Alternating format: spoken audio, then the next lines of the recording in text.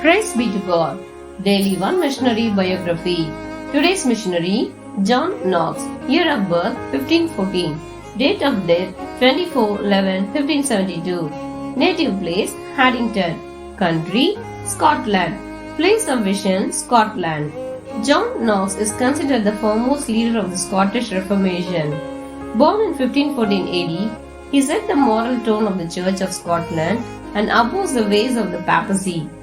Probably influenced by early church reformers such as Patrick Hamilton and George Wishart, he joined the Reformation movement to reform the Scottish Church and continue the works of Reformation left behind by George Wishart. Later, he was licensed to work in the Church of England and became a royal chaplain during the reign of King Edward VI.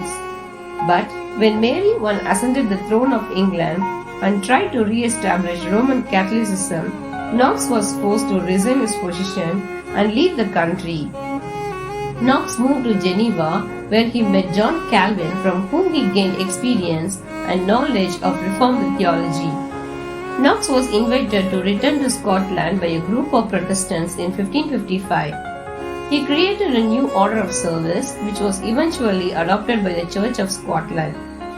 Knox was elected as the minister of the Edinburgh Church in 1559. Through his sermons, he helped shape the developing Protestantism in Scotland. When he was accused of heresy and was brought before the Queen of Scotland, he stood firmly in his faith and told her, "The sword of justice is God's, and if princes and rulers fail to use it, others may." Knox, who learned Greek and Hebrew, translated the Bible into English. The voice of him who has dedicated his life to gospel outreach is louder than the sound of more than 500 trumpets. Likewise, his voice, which steadfastly proclaimed the truth, was also louder than that of the crown and many of the top nobility.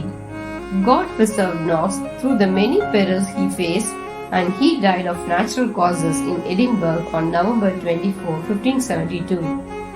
Beloved, what is your role in correcting the doctrinal shortcomings in your church?